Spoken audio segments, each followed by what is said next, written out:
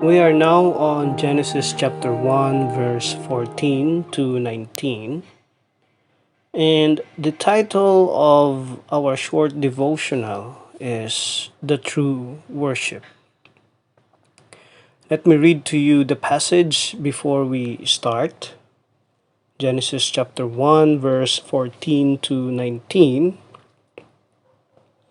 And God said, "Let there be lights in the expanse of the heavens to separate the day from the night, and let them be for signs and for seasons, and for days and years.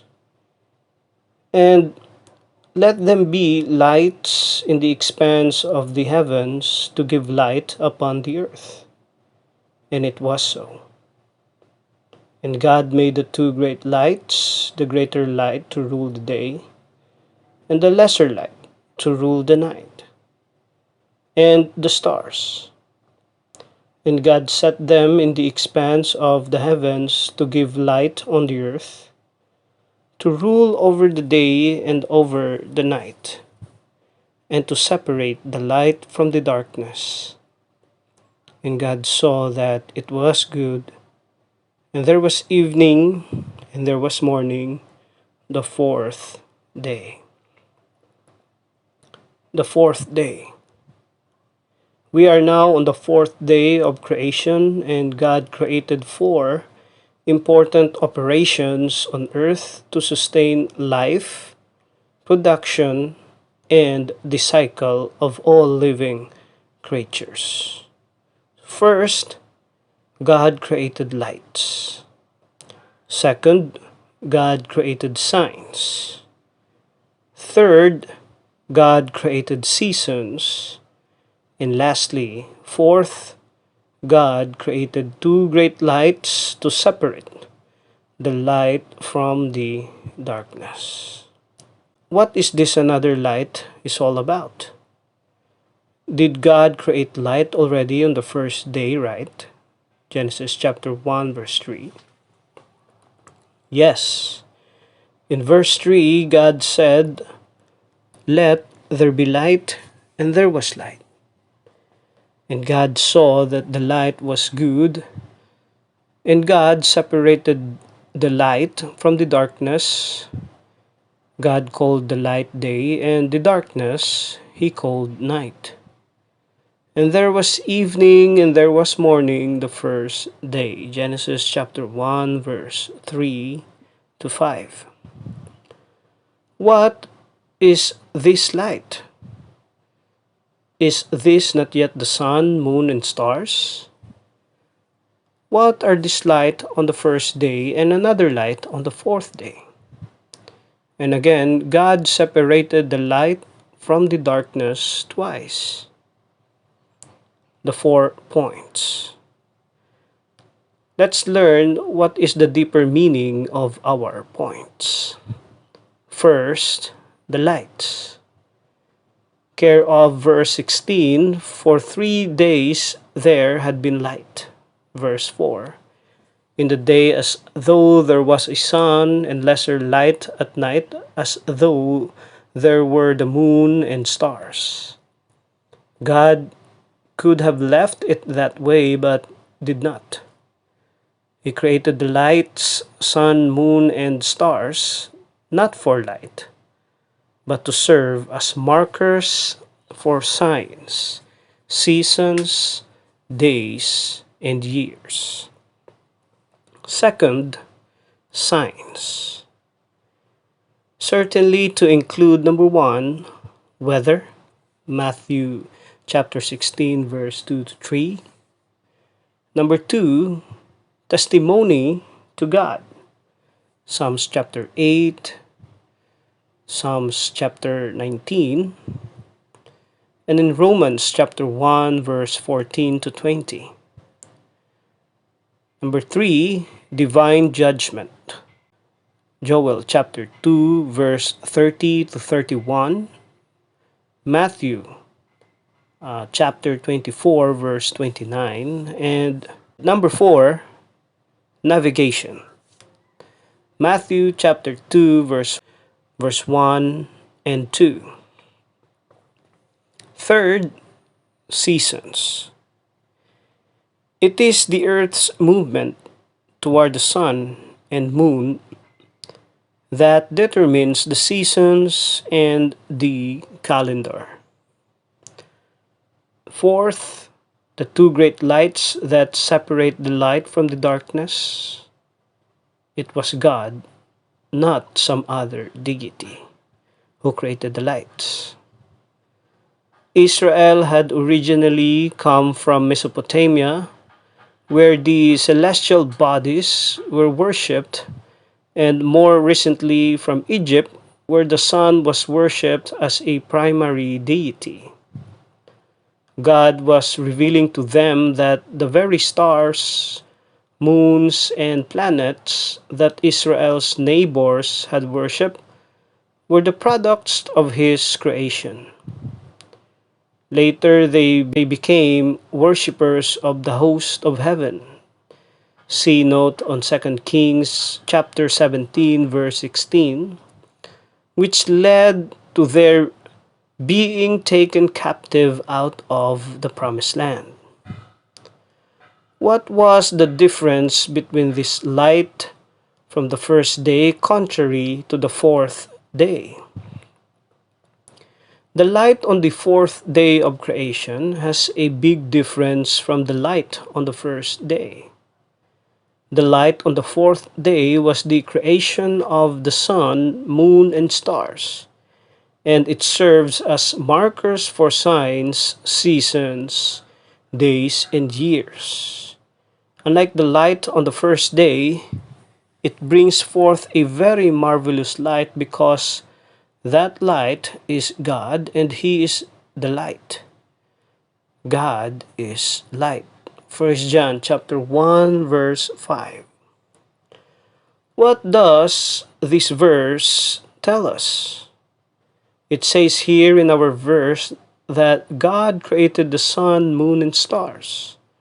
Also signs, seasons, days, and years. And the problem with that later on is worship.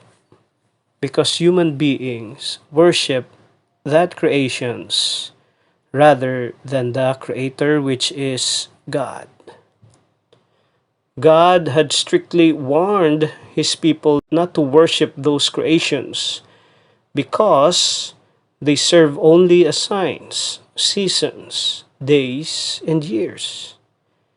And it gives light only in daytime and nighttime. They are not gods in the heavens. Only God deserved to be worshipped.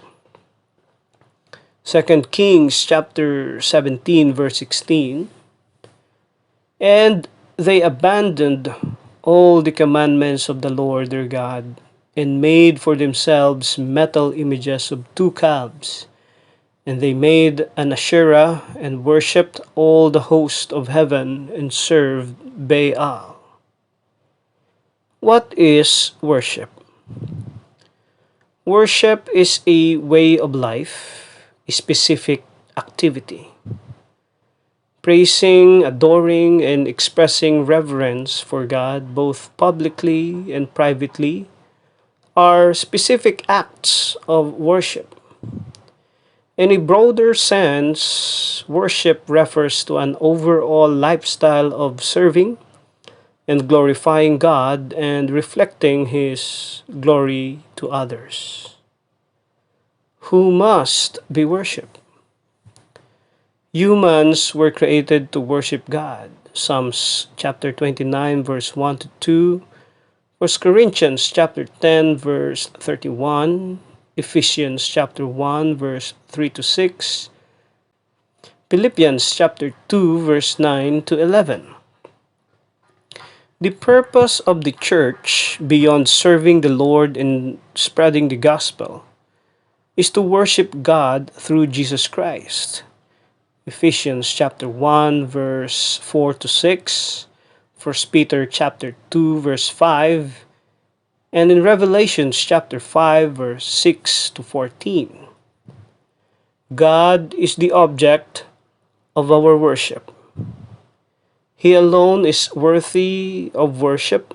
First Chronicles chapter 16 verse 25, Psalms 96 verse 4 and 5. Worshipping God means crediting to Him the absolute worth that He alone deserves. He is our Creator. Acts chapter 17 verse 28, James chapter 1 verse 17, and in Revelations chapter 4 verse 11.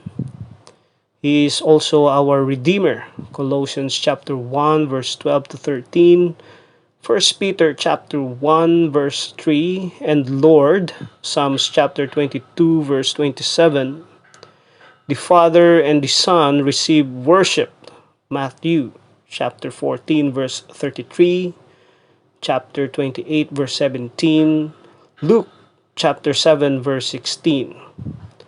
The holy angels worship God and refuse to be worshipped themselves. Revelations chapter 19 verse 10 and chapter 22 verse 9. That is why we do not worship angels, because they are just creatures created by God. Only God deserves all of our worship. How to worship God?